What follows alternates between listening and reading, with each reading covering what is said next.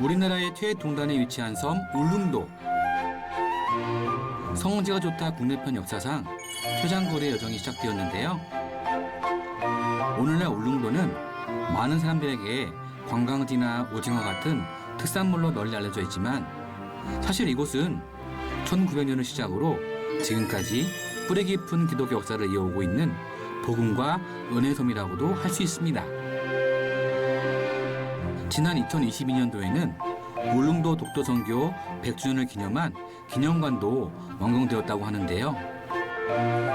육지와 멀리 떨어져 있는 이 울릉도에 어떻게 복음이 전해지고 이어져 오고 있는지 울릉동광교회 역사를 통해 함께 알아보도록 하겠습니다.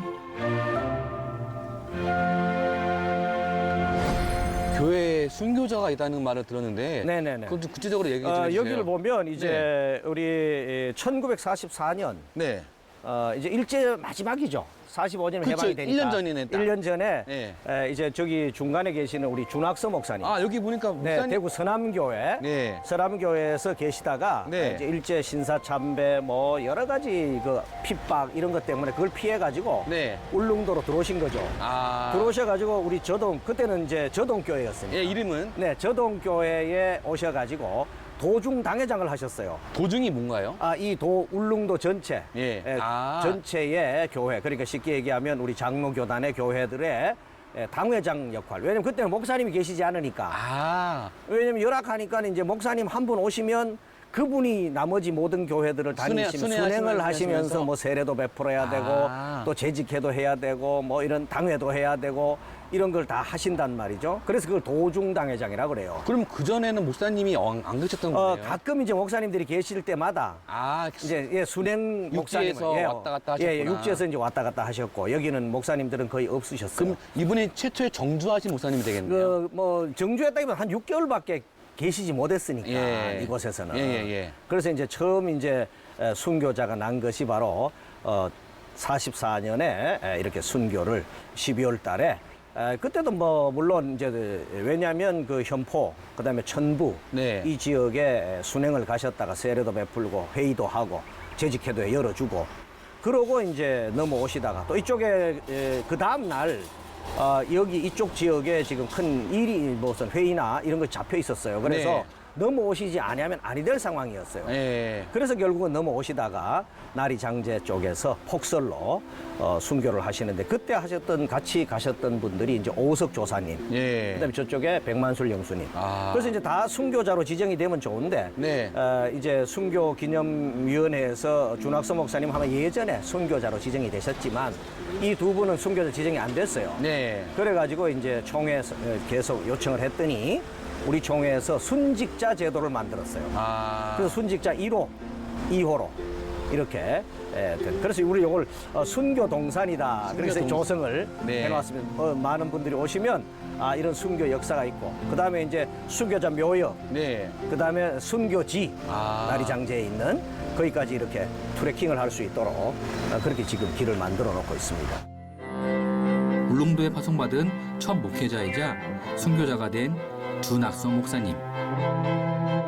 당시 그와 함께 도중당회에 동행했던 오호석 조사와 백만술 영수 역시 이후 순직자로 인정받게 되었는데요.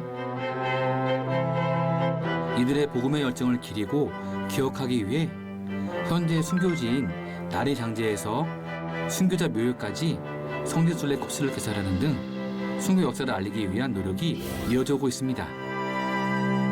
목사님, 제가 생각을 해봐도 교회에서 우리 목사님이, 선배 목사님이 우리 여기 아니면 또 신앙의 선배들이 순교를 당했다, 또 순직을 하셨다, 그런 역사를 가지고 있는 교회를 다닌다는 것은 굉장한 프라이드와 굉장한 신앙의 어떤 그런 자긍심이 있을 것 같아요. 그렇죠. 네, 그럼요. 그 이제 우리가 왜냐하면 많은 교회들이 있지만 물론 이제 울릉도 순교 역사는 그렇게 많지는 않아요. 왜냐하면 뭐 저 전라도처럼 순교자들이 많이 났다거나 이러면 괜찮은데 여기는 그렇지는 않고 또 여기는 뭐 저 육지하고 좀 달라가지고 뭐 전쟁이 일어나도 전쟁이 일어난지도 몰랐고 아, 그럴 수밖에 해방이 되어도 해방이 된 줄도 잘 몰랐고. 그럴 수밖에 없네요. 근데 여기는 뭐 지리적으로. 예, 잘 모르는 거예요. 그러다 보니까 이제 뭐 핍박을 받는다거나 무슨 뭐 일제치하의 어떤 그런 고문이나 이런 것 때문에 순교하는 그런 거는 아니고 울릉도 지역은 네네. 워낙 동떨어져 있으니까 네. 뭐 그때 당시에도 사실은 뭐 그런 게 별로 없었어요. 일제치하에서. 네네네. 그러니까 그러다 보니까 이렇게 이제 뭐 복음을 전하다가 또 모든 일들을 감당하다가 이렇게 폭설 때문에 이렇게 순교를 하신다는 거 아주 특이한 거죠. 네. 우리가 뭐 육지에서는 폭설이나 이런 것 때문에 뭐 순교를 하셨다. 그런 거는 거의 뭐- 거의 없잖아요. 네. 그러니까 그래서 좀 특이한 지역이다. 그래서 순교 역사가 많지 않기 때문에 울릉도 지역에 그래도 이렇게 순교자와 순직자가 있다고 하는 것만 하더라도 굉장한 자긍심을 가지고 우리가 참 그 사명 때문에 오시지 않았을까, 우리 이 땅에. 그래서 이 땅의 복음이 이 계기로 해서 복음이 점점 부흥됐고, 그 다음에 70년대까지 아주 복음의 전도율이 높았고, 그래서 뭐 울릉도의 거의 대부분이 그때는 다 거의 믿었다고 보면 돼요. 아, 그래요? 그래서 이제 울릉도가 축복받은 땅은 이유가 뭐냐면 네. 초대 군수, 백예주 군수, 그다음에 뭐 이제 2대 군수 이렇게 해서 이분들이 네. 1대 2대 군수는 서울의 상도교회 교인이었습니다. 상도교회요? 네, 서울의 상도교회. 아. 지금도 있어요. 상도교회 있잖아요. 상도교회의 교인이었는데 네. 이분들이 1대 군수, 2대 군수로 정부에서 파송을 한 거예요. 아머나. 그런 역사도 있어요. 그러니까 하나님께서 아마 굉장한 울릉도를 사랑하지 않으셨을까. 어떻게 1대 군수, 2대 군수가 똑같은 상도교회 교인이고 또 여기에 울릉도에 파견이 됐을까. 그러니까요. 울릉도는 정말 하나님의 사랑을 듬뿍 받은 섬이었던 걸까요? 일부 평야에서는 농업이 이루어지기도 하면서 다양한 모습으로 성장과 발전을 이루어온 울릉도. 하지만 섬이라는 지리적 특성상 많은 사람들이 어업에 종사할 수밖에 없는데요. 이런 환경적 상황을 생각하다 보니 문득 하나의 궁금점이 생겼습니다. 사실 섬이라든가 그런 이렇게 항구 도시에서는 그런 무속, 네. 미신들이 많아가지고 이게 기독교를 받아들이기가 되게 어렵다고 내가 전해 들었는데 울릉도는 또 그게 또 아니었나 봐요, 또. 울릉도는 실제로는 이제 그 이주 정책으로 해서 호남 쪽에서 많이 들어왔습니다. 아, 정부에서 이제 여기 사람이 살지 않으니까 정책을 통해서 일본 때문에 네. 이제 정책에 의해서 그때 당시에 수탈을 피하게 하기 위해서 호남 쪽의 사람들이 사실은 많이 여기 거주를 하러 보냈어요. 그러다 네. 보니까 아마 제가 볼 때는 네. 우리가 다 찾아내지는 못했지만 역사적으로 호남 쪽에서 들어오셨던 분들 가운데 신앙을 가지지 않았을까. 신앙이. 그러니까 복음이 빨리 흡수가 되고. 그거 쉽지 않은데. 그러고 제가 와서 느낀 것이 여기 주변에 우리가 여기 약 한 어선이 한 140여 척 됩니다. 울릉도 전체. 네네. 그런데 이 140여 척 어선이 있지만 샤머니즘이 그렇게 많지를 않습니다. 그러니까 뭐 그래요? 해신 뭐 당을 많이 세운다거나 예. 또는 뭐 제사를 지낸다거나 그러니까 출항하기 전에 뭐. 추러제를 한다거나 물론 뭐 일부는 하지만 네. 그러나 대부분이 이제 추러를 하기 전에 네. 예배를 드립니다. 아, 진짜요? 네, 우리 교회도 배가 한 14척 정도 됩니다. 예. 가지고 있는데 우리 교인들이 그런데 대부분의 이제 성도들이 네. 추러하기 전에 목사님 추러 예배를 드려주세요. 오. 이렇게 해서 제가 추러 예배를 드리기도 하고. 아, 그래요? 그 다음에 이제 첫 조업을 이제 시험 조업이라고 그러는데 네. 시험 조업을 나갈 때에 제가 같이 승선할 때가 많습니다. 아, 진짜요? 그건 왜냐하면 테스트하는 이제 쉽게 말하면 시험 조업이죠. 예. 그날 본격적으로 잡는 건 아니고 네. 가서 배를 점검하고 그다음에 낚시를 점검하고 이러면서 이제 잡는데 참 하나님의 기적의 역사가 사실은 와서 제가 처음 와서 이제 한번 나간 적 그때 처음 나갔을 때 한번 우리 장로님 배에 제가 동승을 해서 갔는데 그날 이제 시험 조업을 가서 오징어를 잡았어요. 네.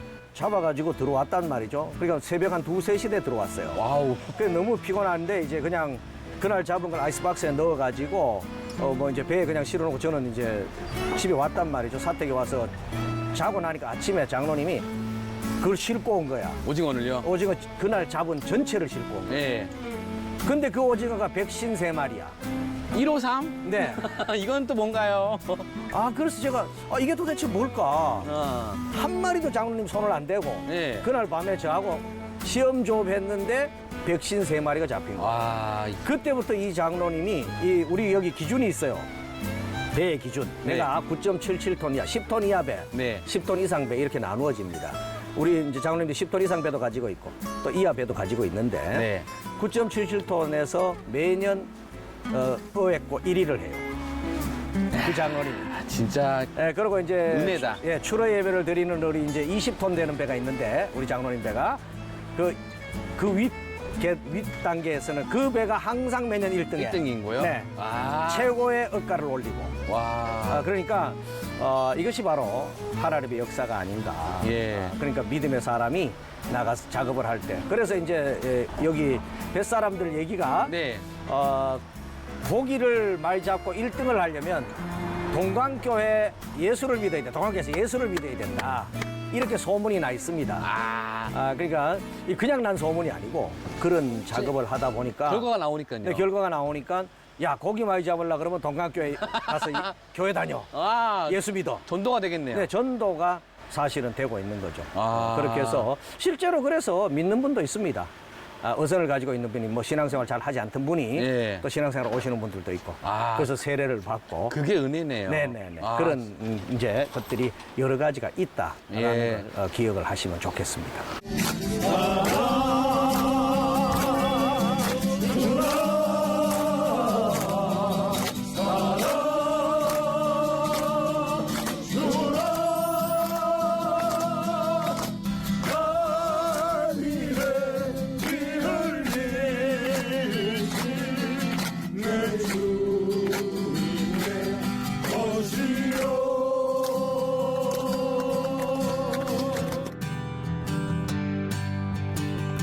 믿음으로 금을 던진 베드로에게 보여주신 기적처럼 울릉 동광교회를 통해 보여주시는 하나님의 기적.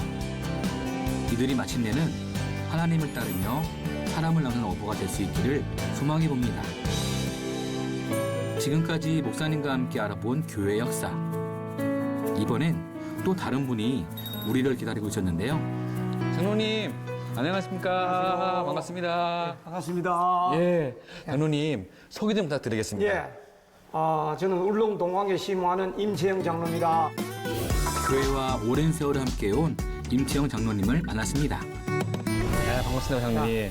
장로님, 저희가 바깥에서 목사님으로부터 동광교회 또를 포함해서 울릉도 선교에 대해서, 울릉도 기독교 역사에 대해서 듣고 왔는데 또 안에 들어오니까 또 범상치 않은 공간이 있는 것 같아요. 예. 이 공간은 어떠한 공간인가요, 장로님? 예.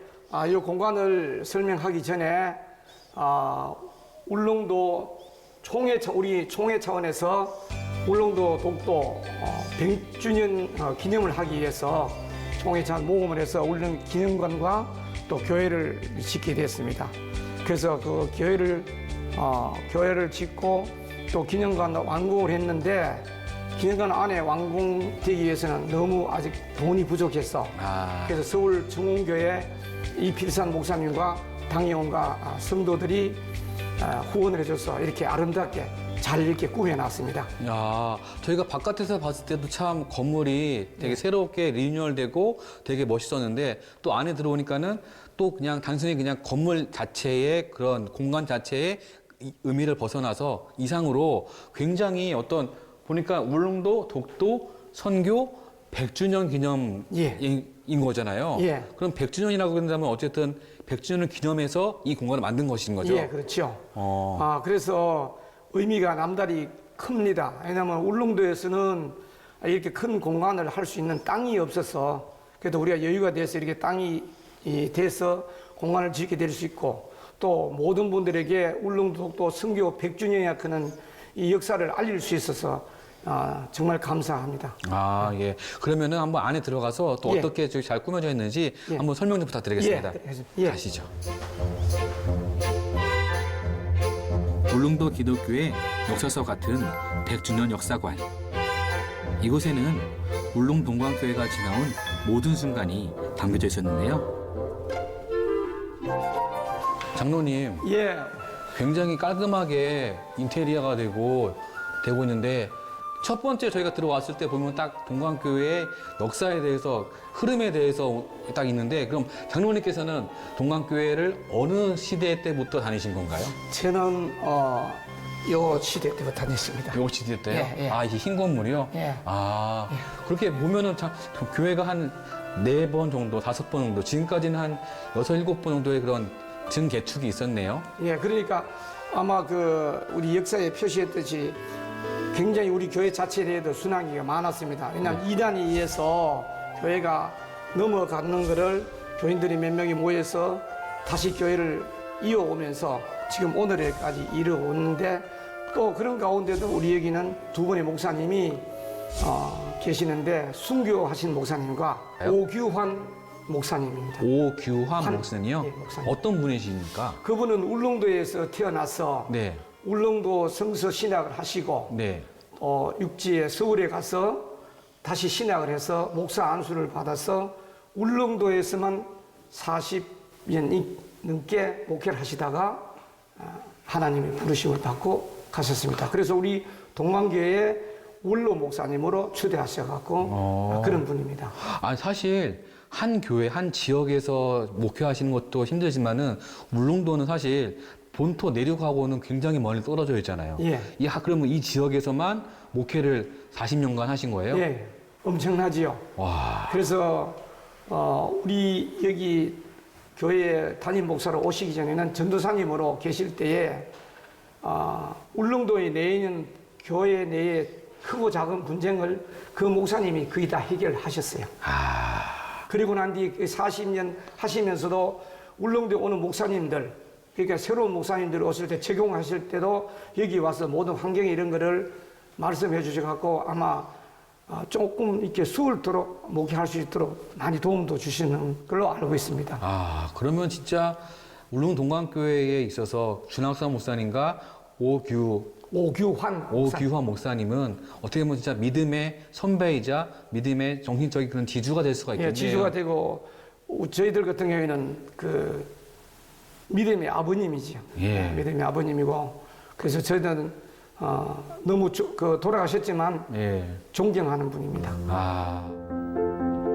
약 40년의 세월 동안 울릉도의 복음화를 위해 믿음으로 몸과 마음을 다 바쳤던 오규환 목사님. 울릉도에서 그는 신앙의 선배로서 본이 되는 목회자이자 존경받는 어른이었으며 문제의 해결사이기도 했습니다. 울릉도에 신앙의 후배들이 자라날 수 있도록 앞장서며 많은 이들에게 믿음의 아버지가 되었던 오규환 목사님의 헌신과 수고를 울릉도 역사와 함께 꼭 기억해야 하겠습니다. 저희가 그래서 잠깐 이 교회를 둘러보고 이렇게 있지만은 안에 있는 그런 오래된 종, 그다음에 이렇게 사용했던 풍금, 예. 그리고 여기 보니까 또 제 눈에 확 띄는 건 뭐냐면은 이걸 보니까는 울릉도가 이렇게 생겼고 그다음에 울릉도의 복음이 어떻게 처음 도착을 삼척에서 태화로. 태화라는 지명인 거죠. 예, 태화로. 옛날에 울릉도 초초의 군청 소재지를 태화동으로 했기 때문에 아마 그렇게 들어오는 것 같아요. 예, 그래서 여기 오면은 이제 각 교단별로, 그다음에 교회별로 어디 위치해 있는 걸 볼 수가 있고, 또 여기 보니까는 아까 말씀하신 것처럼 그럼 준학서 목사님이 순교한 자리가 가리장제, 저 부분입니다. 그러면은 장로님, 여기 설명이 돼 있는데요? 그렇죠. 여기 현포 장로교회 허정석 장로님 자택에서 연합당회를 하고 그 다음에 이제 그 다음 날 1일 날이 이렇게 넘어오셔갖고 여기서 지금 눈 폭설을 만나갖고 순교하셨죠. 그러면은 사실 요 해안가는 눈이 와도 그래도 그만 녹을 텐데 여기가 약간 고도가 높으면 고도가 높습니다. 되게 좀 가팔라 보이는데 원래 다니는 길인데 눈이 너무 많이 와요. 그렇죠. 울릉도는 눈이 하면은 갑자기 오면은 2m 이상이 와버리니까 어떻게 감당할 수가 없습니다. 사실 수도권이나 이런 지방에서는 2m라고 하게 된다면 상상할 수도 없는. 감당이 안 되죠. 상상할 수도 없고. 그리고 또 여기는 평지가 아니라 또 산지면은. 맞습니다. 우와, 장난 아니네.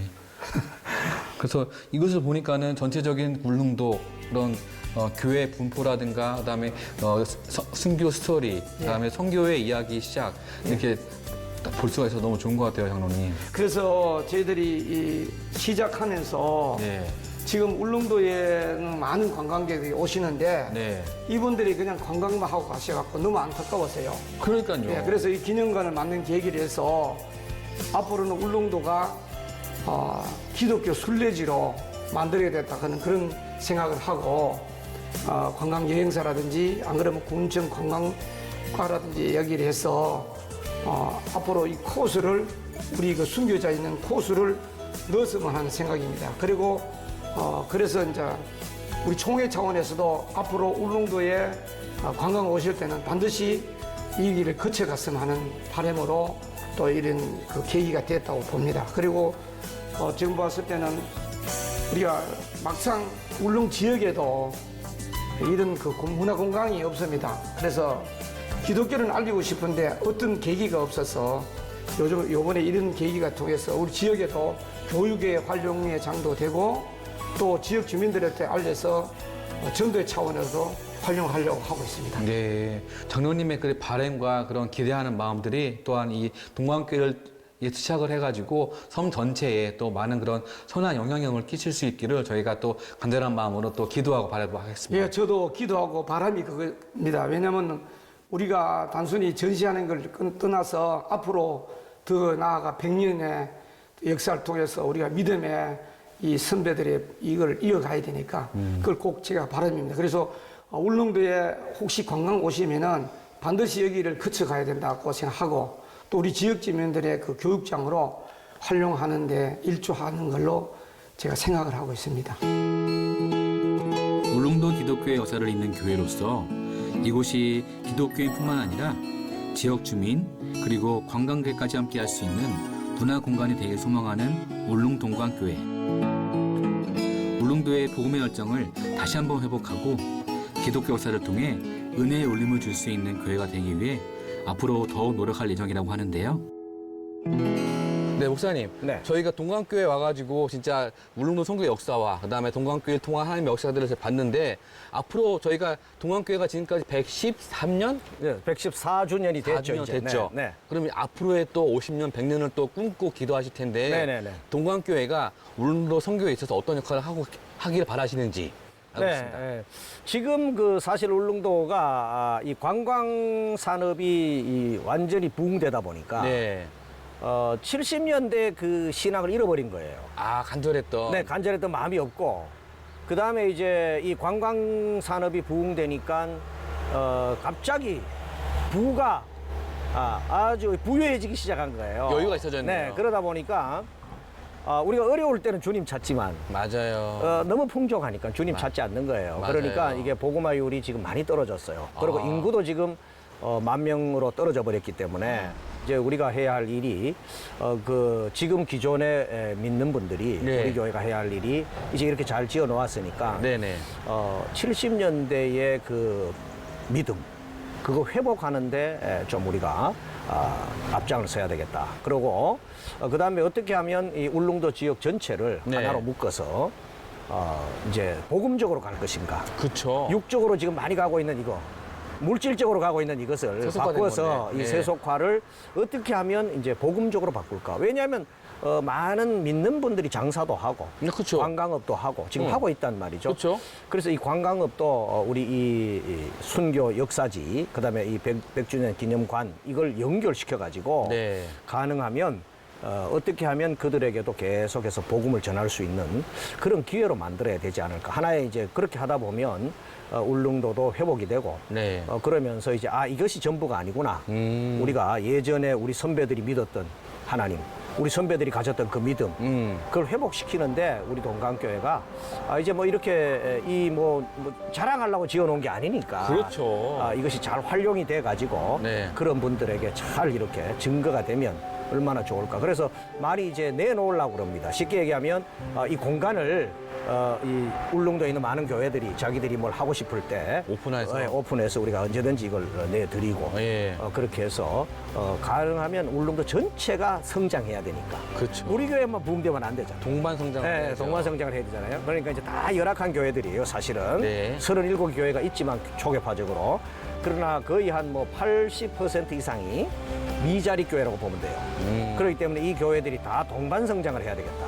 그래서 우리 교회만 자꾸 부흥되면 안 되니까. 네. 그래서 같이 부흥되는 그 길을 네. 앞으로는 우리가 열어가기 위해서라도 가능하면 많은 전도와 또 복음 옳은 이제 뭐 제대로 가르쳐야 되죠. 말씀을 제대로 가르치고 그렇게 하면서 이제는 이런 세상적인 어떤 세속적인 것이 중요하지 않다라고 네. 하는 이런 것을 그런 이제 프로그램 그런 일들을 좀 감당하려고 계획을 하고 있습니다. 방금 목사님 말씀하신 것이 딱 한마디로 추격이 되는데 오직 예수. 네네 맞습니다. 오직 예수 때문에 우리가 이 건물을 지은 거고 그렇죠. 전도하는 거고 네네. 또 가르치는 거기 때문에 그것을 잘 활용하고 잘 전파할 수 있는 그 울릉도의 복음의 허브가 될 수 있는 울릉 동광교회가 되기를 또 저희 모든 분들과 함께 네. 바라고 또 기도하도록 하겠습니다. 네 감사합니다. 감사합니다, 목사님. 감사합니다.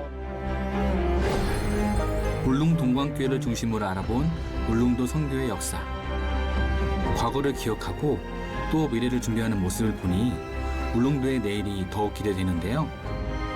울릉도 복음의 중심이 되는 곳인 만큼 울릉도 복음의 허브 역할을 감당하는 교회로 더 크게 성장해 나가기를 소망합니다.